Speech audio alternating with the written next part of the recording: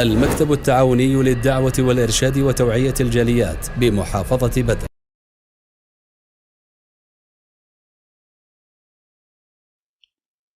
الحمد لله رب العالمين والصلاة والسلام على رسول الله وعلى آله وصحبه ومن تبعه بإحسان إلى يوم الدين وبعد. Assalamualaikum warahmatullahi wabarakatuh. Lahat ng papuri ay para kay Allah lamang, ang Panginoon ng sanlibutan. Naway ang kapayapaan at pagpapala ay mapasahuling sugo na si Propeta Muhammad sallallahu alaihi wasallam sa kanyang sahaba, sa kanyang kasamahan, sa kanyang pamilya, at sa lahat ng sumunod sa kanya hanggang sa huling araw. Mga alipin ng Allah, mga kapatid sa Islam, napakahalagang pangalagaan natin ng ating mga gawain at mapagmatsyag dito. Sa panahon ngayon na kung saan ang mga gawain na akala natin ay kakabuti, subalit ito pala'y masama. Dahil na rin sa kakulangan sa kaalaman sa ating pananampalataya at paniniwala. An Abil Abbas, Abdullah bin Abbas radhiyallahu anhuma faqal, kuntu khalfan nabiyya sallallahu alaihi wasallam yawman faqal, ya gulam, inni uallimuka kalimat, ihfadillah yahfadk, ihfadillah tajidhu tujahak, wa idha sa'alta fas'alillah, wa idha ista'anta fasta'in billah. Wa'lam annal ummata law ijtama'at ala an yanfa'uka bi syai'in lam yanfa'uk illa bi syai'in qad kataballahu lak. Wa in ijtama'u ala an yadurruka bi syai'in lam yadurruka illa bi syai'in qad kataballahu 'alaik. Rufiyatil aqlam wa jaffatis suhuf. Mga kapatid sa Islam, ang maikling pagpapaliwanag tungkol sa hadis na isinalaysay ni Abdullah bin Abbas. Isang araw ako ay nasa likod ng Propeta Muhammad sallallahu alaihi wasallam at kanyang sinabi, ya gulam, o ikaw binata,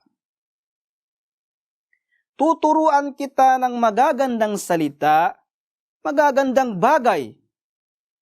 Alalahanin mo si Allah palagi at pangalagaan mo siya palagi. At ikaw ay pangalagaan din ng Allah at gagabayan niya. At lagi mong isaisip ang Allah subhanahu wa ta'ala, pangalagaan mo siya.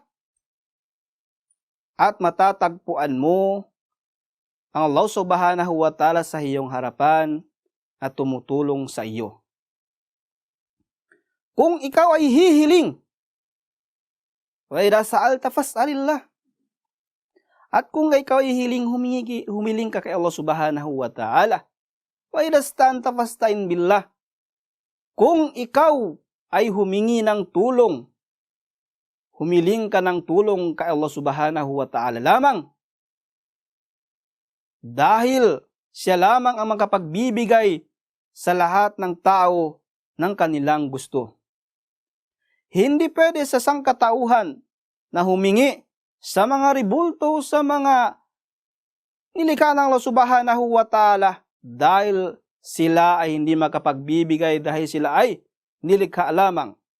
Tayong mga tao ay dapat hihiling lamang at manalangin lamang sa natatanging Diyos na si Allah subhanahu wa ta'ala. Wa idha ista'anta fasta'in billah.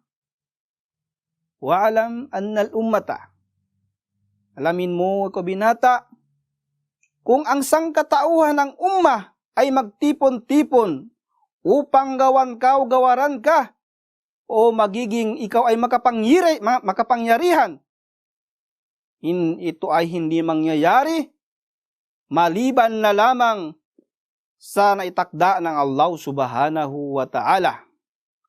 Ang ibig sabihin, kung ang mga ummah, ang mga tao ay magtipon-tipon upang gawan ka ng mabubuti, o ikaw ay gawing makapangyarihan, ito ay hindi mangyayari maliban na lamang sa itinagda ng Allah subhanahu wa ta'ala.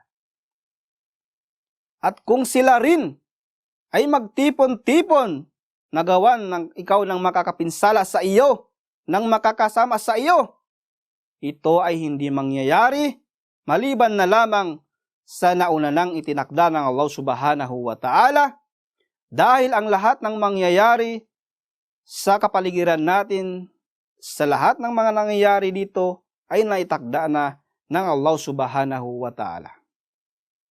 Mga kapatid sa Islam, isa sa mga mapapansin natin sa hadis ay ang pagbibigay aral ng Propeta Muhammad sallallahu alaihi wasallam at pagdidisiplina sa bata sa kanilang pananampalataya. Hindi rin dito mga kapatid sa Islam, bagkus ang pangangaral na ito ay para sa lahat ng nilikha ng Allah subhanahu wa ta'ala, nang sa gayon tumibay ang kanilang kalooban sa pananampalataya sa Allah subhanahu wa ta'ala, ang dakilang Allah, ang dakilang lumikha sa lahat ng tao.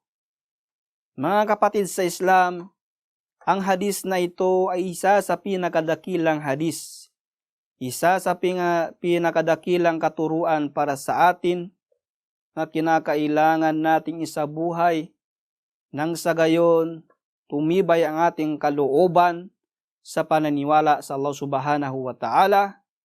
Nararapat sa atin na magtiwala sa Kanya nang sa gayon tayo ay gagabayan ni Allah subhanahu wa ta'ala sa ating kaligtasan. Ihfadillah yahfadk.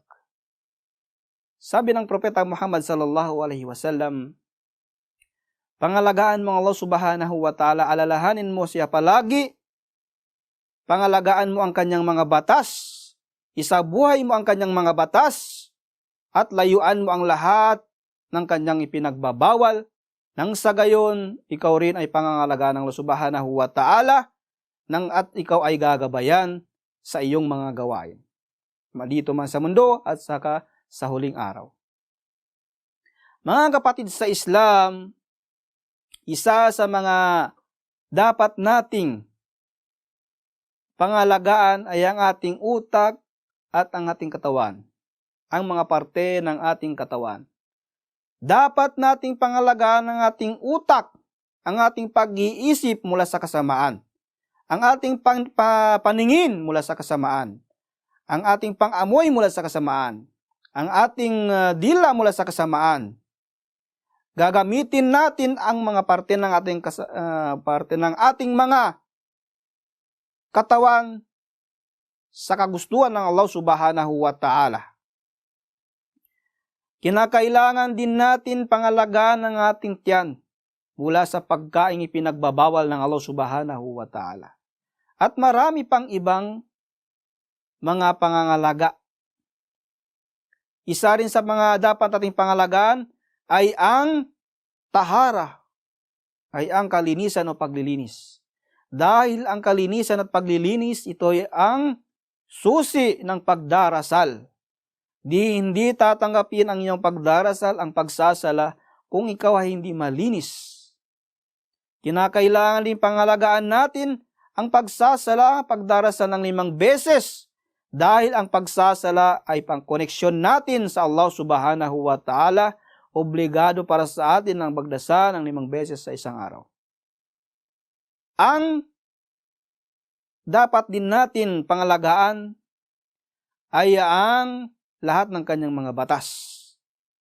Mga kapatid sa Islam, naway gawin natin ang lahat ng dapat natin gawin na isinautos ng Allah subhanahu wa ta'ala, nang sa gayon tayo ay pangalagaan ng Allah subhanahu wa ta'ala.